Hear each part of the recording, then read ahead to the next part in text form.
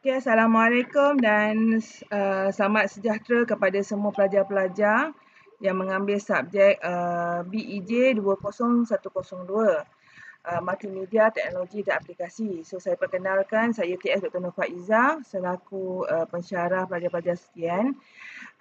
Hari ini merupakan chapter pertama lah untuk kita belajar bagi topik yang pertama. Apa khabar semua? Saya harap sihatlah ya. Kalau nak ikutkan video yang kita record ni boleh digunakan secara teks convert to speech, tapi saya rasa kalau video yang dihasilkan tu agak monoton dan saya lebih suka kalau saya yang bercerita dan pelajar-pelajar boleh dengar lah. Okay. So pelajar-pelajar sekalian boleh kalau nak kenal saya, siapa saya, boleh type di Google, type Nur Faiza plus UTHM. So, pelajar boleh tahulah siapa saya dan boleh kenal muka saya. Baik. So, kalau kita lihat outcome untuk topik yang pertama ini, kita nak para pelajar boleh bercerita ataupun mengenali definisi apa itu multimedia. Selain daripada itu, hubungan antara multimedia, teknologi multimedia terhadap antara satu dekad kepada satu dekad lah, maknanya kronologi, perkembangan lah. Dan juga pelajar boleh menerangkan kesan multimedia, teknologi dan juga aplikasi dia terhadap pasaran lah, okay, marketing.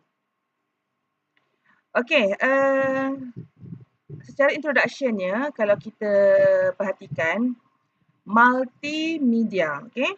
Apakah produk-produk yang menjurus kepada multimedia? So, kalau pelajar-pelajar semua perhatikan betul-betul, namanya pun multi. Multi ni satu benda yang banyak. Kalau satu mono, okay? So multimedia, media yang banyak. So dalam satu media itu kita ada teks, kita ada gambar, picture, kita ada suara, kita ada pergerakan video dan kita ada interaktif. Okay? So jadi gabungan kelima-lima elemen ini kita jadikan dia sebagai multimedia. So kalau misalnya pelajar-pelajar nak penerangan yang lebih lagi, bolehlah tekan di pautan bawah yang berwarna hijau tu ya. Okey, kenapa kita sebagai pengguna memerlukan multimedia ni? Kalau kita lihat contoh di slide ni, antara contoh-contoh produk multimedia seperti bahan pembelajaran dalam CD, ensiklopedia. Sekarang bukan ensiklopedia lah, semua bahan PNP ataupun kalau di sekolah kita panggil PDPC, penyampaian dan pemudah cara, kebanyakan mereka buat dalam bentuk CD interaktif. So kita buat teaching tools dalam, kita burnkan teaching tools dalam CD tersebut dan CD tu pelajar-pelajar boleh buka di rumah dan mereka boleh belajar. Okay. Selain daripada itu, kita juga boleh menggunakan multimedia ini untuk mempelajari konsep-konsep baru, sama ada matematik, sains, bahasa ataupun seni. Selain daripada itu, multimedia ni juga adalah satu industri entertainment yang menjurus kepada permainan game. Okay, kalau pelajar-pelajar semua perhatikan banyak online game kan. And then bila game ni mempunyai grafik yang cantik, sound yang agak best, so dia akan memberikan satu feeling yang agak berlainan berbanding dengan kalau pelajar-pelajar bermain game yang tidak mempunyai grafik yang bagus dan muzik yang tepat lah. Okay.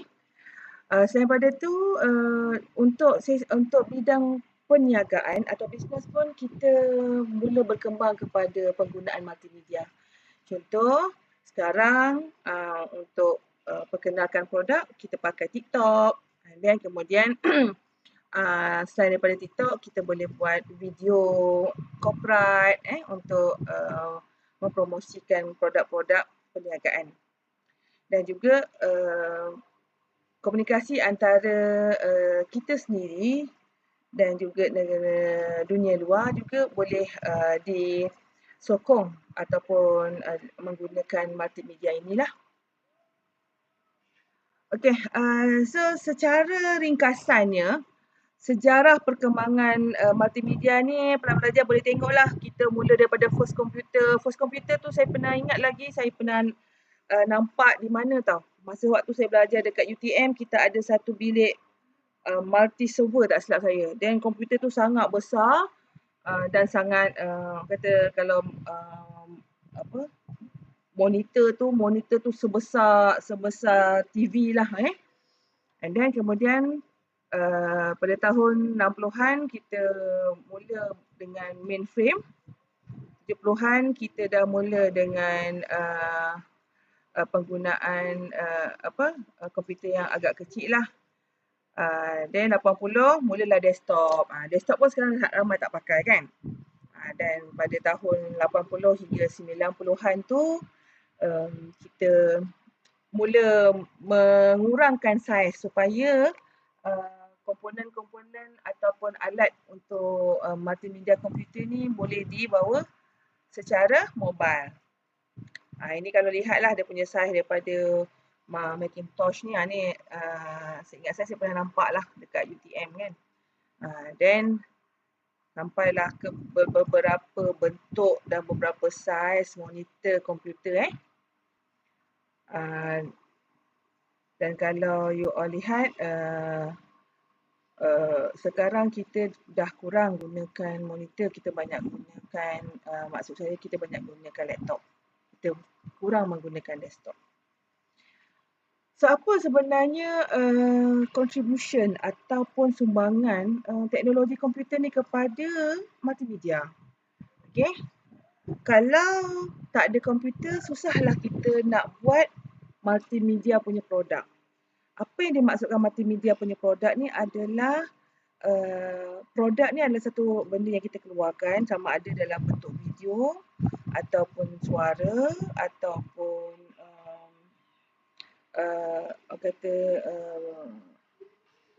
elemen-elemen yang boleh menyokong penggabungan beberapa media. So kita akan memang memerlukan komputer yang agak pantas dari segi sudut performance-nya, kapasiti yang cukup, yang sesuai supaya komputer tu boleh bekerja atau memproses media-media yang kita nak gabungkan. Dan juga sudah pastinya kita memerlukan audio dan video lah untuk supaya komputer kita itu boleh menghasilkan satu produk multimedia yang baik. Jangan lupa untuk komputer tu sebenarnya kalau kita nak ikutkan, kita memang memerlukan graphic operating system lah untuk supaya dia boleh rendering, supaya dia boleh combine menggunakan software-software yang ada di pasaran sekarang bagi menghasilkan produk multimedia yang bagus. Selain pada tu, network pada komputer tu juga perlu baguslah. Okay? Kalau kita dah hasilkan satu multimedia produk yang baik, pastinya saiznya besar. So bila saiznya besar, maka cara kita nak transfer data tu pun kita memerlukan bandwidth yang tinggi lah. Okay? Ini adalah, tadi kita cerita pasal komputer. So selain pada komputer, kita juga ada satu teknologi untuk support multimedia ni adalah mobile phone. Sebenarnya nak ikutkan kalau gambar ni dia bukan mobile phone, dia mula-mula phone dulu. Dia tak boleh mobile. Dia tak boleh dibawa ke mana-mana lah. So kena pasang dengan kabel, letak je phone tu pada satu tempat lah. So pelajar-pelajar boleh tengoklah perkembangan daripada telefon yang besar and then kemudian yang sederhana, then boleh bawa ke mana-mana, and then sampailah sekarang teknologi mobile phone yang boleh touchscreen. Ini adalah salah satu lagi perkembangan yang menyokong kepada multimedia, iaitu video game. So, saya ni tak adalah suka sangat main video game, tapi saya sebab pelajar tahu, dia tengok gambar ni, you all tahu daripada game yang pakai macam saya tak pasti namanya tape ke apalah kan, and then kemudian macam permainan brick game, and then sekarang dah ada PS2, sekarang dah PS berapa pun saya tak pastilah. So, perkembangan video game ni semakin berkembang, dan kalau pelajar-pelajar perasan, grafik dia semakin cantik. Grafik dan audio, bunyi pun dia semakin canggih. Okay? Dan ramai orang memang suka main lah video game ni, sama ada online ataupun dalam bentuk CD lah. Okay. So, kalau kita perhatikan, teknologi multimedia ni kita gunakan hari-hari dalam kehidupan kita. Okay? Hari-hari. Kalau dulu, pada tahun lebih kurang 80-an, okay, kita lebih gunakan di rumah. Okay? Di rumah. So, kita boleh gunakan di office jugalah untuk presentation kan. Kalau pelajar-pelajar mahir menggunakan PowerPoint, so kita akan gunakan PowerPoint yang beranimasi lah untuk memberikan impact presentation kita kepada yang mendengar. And then di sekolah kita gunakan juga teknologi multimedia ni untuk menarik perhatian pelajar-pelajar lah bagi mendengar apa yang kita nak sampaikan dalam proses pembelajaran dan pengajaran di sekolah. Dan di shopping kompleks juga ataupun di outlet-outlet, kita gunakan juga teknologi multimedia ini untuk menarik customer datang ke kedai.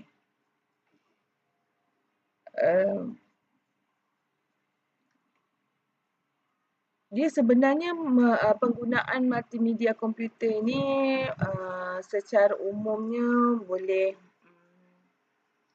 menyumbang kepada 3 perkara. Iaitu perkara pertama, kita boleh menambah atau meningkatkan produktiviti bekerja. Maksudnya contoh kalau misalnya kita nak menyampaikan kita punya idea daripada in terms kita bercakap tapi kita menggunakan PowerPoint, dia akan memberikan kefahaman yang lebih kepada pendengar. Dengan itu harapannya progres kerja ataupun produktiviti dalam pekerjaan tu akan lebih meningkat lah. Dan kita juga boleh mendapati bahawa penggunaan multimedia ini memberikan maklumat kepada sama ada penggunaan di rumah atau maklumat penggunaan di office, ataupun yang penting maklumat ini diberikan daripada satu pihak kepada satu pihak yang lain lah. Dan kalau penggunaannya di sekolah, multimedia ini dapat memberikan satu senario pembelajaran yang efektif. Sama ada sesi kelas itu berada di dalam bilik darjah ataupun di luar bilik darjah. Okey, tadi itu sebenarnya adalah introduction so sekarang ni kita masuklah kepada definisi apa itu multimedia.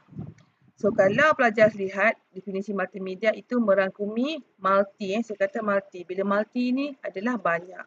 Bila banyak ni maksudnya kita perlu gabungkan combination antara dua ataupun lebih. Okey, gabungan apa? Gabungan media. Media tu contohnya apa? Seperti bunyi, grafik, teks, video dan gambar. Baik. So kat bawah ni dalam slide ni kalau you lihat, dia ada beritahu lah multimedia ni berasal daripada perkataan Latin lah apa semua, you boleh baca lah Baik. Kalau kita lihat multimedia ni secara umumnya, Dia gabungan antara teks, image, bunyi dan juga video. So kalau teks tu biasanya tulisan lah, dalam buku, dalam surat khabar, okey. Image ni adalah bentuk foto. Sama ada foto itu adalah foto orang ataupun raja ataupun peta ataupun logo. Okey. Sound ini meliputi pada radio, suatu benda yang direkod. Contohnya kita gunakan gramofon dan juga kalau dulu kita ada kaset lah. So sekarang kaset dah tak ada, kita ada banyak CD and then kadang-kadang kita ada juga sound ataupun bunyi yang kita boleh dapat daripada database online. Terutamanya contohnya YouTube, okay? Dan video animasi yang kita boleh dapat di TV, video kaset ataupun dalam bentuk iklan-iklan yang ada di sekitar kita. So multimedia ini adalah gabungan antara elemen-elemen inilah. Okay. Okay, so ini kalau pelajar-pelajar lihat, dia antara contoh-contoh perkakasan dan perisian yang biasa kita akan gunakan untuk perhubungan ataupun untuk menghasilkan multimedia produk. Okey, kalau kita lihat banyak sumber yang kita boleh dapat untuk menghasilkan multimedia ni. So sumber ni sama ada kita buat sendiri ataupun kita boleh belajar ataupun kita ada mentor ataupun kalau misalnya ada setengah-setengah syarikat mereka tak ada kepakaran, mereka boleh upah orang, and then mereka boleh tengok contoh-contoh di internet, boleh dapat pengalaman, okay, and then atau pergi training. Formal education tu adalah bentuk-bentuk training ataupun mereka baca buku. So banyaklah, banyak sumber-sumber yang boleh kita dapat bagi membangunkan multimedia ni. Kalau macam you all ni dalam bentuk formal education lah. Okay, belajar dalam kelas walaupun kelas online. So daripada you tak tahu multimedia, macam mana nak menggabungkan dia, you jadi tahu. So kalau contohnya kalau bentuk resources, sumber, yang pertama mentor tu biasanya kita akan mencarilah orang yang expert dalam bidang tersebut. Contoh, katalah kita nak belajar buat animasi, kita akan belajar dengan orang yang mahir. Mungkin sama ada di industri, kalau di industri tu kita boleh tengok macam mana Les Pop-Up buat video animasi kan. Ataupun yang paling banyak sumber sekarang ni books. Sama ada books tu e-books ataupun buku yang you boleh cari di kedai-kedai buku. Okay. Ada juga kadang-kadang sekarang ni majalah, saya pun tak pasti majalah tu, rasa macam dah tak ada majalah yang berkonsepkan kepada skill-skill membangunkan sesuatu. Contoh, kalau dulu kita ada majalah PC. Okay, so majalah PC tu banyak skill teknologi yang kita boleh dapat daripada majalah PC tu. Dia akan ajar kita macam mana kita nak edit gambar, macam mana kita nak masukkan audio, macam mana kita nak masukkan audio dalam video PowerPoint kita. So kat situ kita boleh belajar step by step lah. Okay. Dan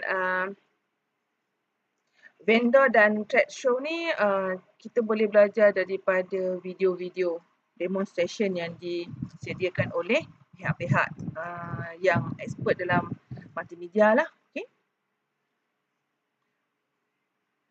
Ini adalah sumber yang paling popular sekarang. Orang tak boleh nak keluar kan apa semua, mereka banyak belajar melalui internet. Dia ada sekarang ni kalau lihat banyak video-video tutorial yang di-sharekan dalam YouTube, cara nak menggunakan software-software bagi menghasilkan multimedia yang baik. Kalau di sekolah pula, kita dah mula mengajar subjek apa nama? Komputer di dalam jadual pembelajaran kanak-kanak lah. So itu adalah bentuk formal education. Macam you all belajar multimedia ni, nanti you akan diajar bagaimana menggunakan software bagi edit gambar. Okay, and then lepas edit gambar, you akan diajar macam mana nak buat website. And then bila dah habis website, kita ajar pula you macam mana you nak edit audio dan juga video. So sumber-sumber itu kita boleh declare dia di bawah formal education lah. Okay? Dan pengalaman ni kadang-kadang you boleh jadikan satu sumber juga untuk belajar, di mana mungkin you pernah bekerja di bawah seorang yang mahir dalam bidang multimedia, dan secara informalnya you belajar, tapi mungkin you tak ada sijil. Ramai je orang belajar tapi dia tak pergi dapatkan sijil apa nama tu secara formal lah. Mungkin bila dapatkan sijil tu kosnya agak tinggi, tapi bila you belajar dengan orang, yang penting skill tu you dapat. Okay? Dan juga sumber yang terakhir yang kita boleh gunakan adalah critical attitude. Critical attitude ni kadang-kadang orang tu dia nak berniaga, tapi nak tak nak dia terpaksa juga untuk menghasilkan satu video. Jadi dia try and error. Try and error, dia cuba, dia dapatkan idea baru, akhirnya dia dapat hasilkan satu multimedia produk yang baik lah. Okay. So, seterusnya adalah penggunaan multimedia. Penggunaan multimedia ni banyak. Sekarang ni hampir keseluruhan aktiviti seharian kita menggunakan multimedia lah. Sama ada dalam bisnes, apa nama tu, contohnya kalau museum kan, dulu museum sunyi je, ada patung, ada barang-barang pameran. Sekarang kalau you pergi museum, dia dah buka muzik. Kadang ada satu bahagian ada teater, di mana dia buka apa nama video-video ataupun cerita-cerita ataupun penerangan yang berbentuk apa nama tu dokumentari untuk menarik perhatian lah. Selain pada tu, sistem navigation pun menggunakan multimedia. Contoh macam kalau you navigate adalah simulation ataupun penggunaan navigation robot. So kalau you punya video tak jelas ataupun video you kurang jelas, maka navigation tu kurang baik lah. Navigate tu cara you nak memetakan diri terhadap geografi lah. Navigate And then sekarang pun kita dah banyak billboard, iklan-iklan berpapan tanda yang digital. So gambar dia lebih menarik. So ada setengah billboard tu ada suara, ada video banyaklah.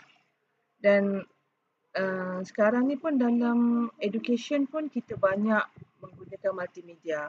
Sebab multimedia ni kalau kita lihat dari segi sudut pembangunan pembelajaran kanak-kanak, dia akan menyentuh kepada VAKOG. VAKOG ni, V adalah visual, di mana kita boleh melihat. In adalah audio, kita mendengar. K adalah kinestetik. Kinestetik ni merujuk kepada interaktif. OG tu adalah satu benda yang kita kena rasa, tapi kita masukkan dalam K lah, kinestetik. So sebab tu sistem pembelajaran dan bahan mengajar sekarang banyak mempunyai elemen-elemen VAK. Alright? Dan multimedia inilah antara satu pilihan yang kita ada. Ini contoh di mana sekarang ni adanya VR, virtual reality. Kita tak payah nak pergi dekat satu tempat, tapi bila kita pakai je alat tu, kita seolah-olah kita nampak benda tu di depan mata lah.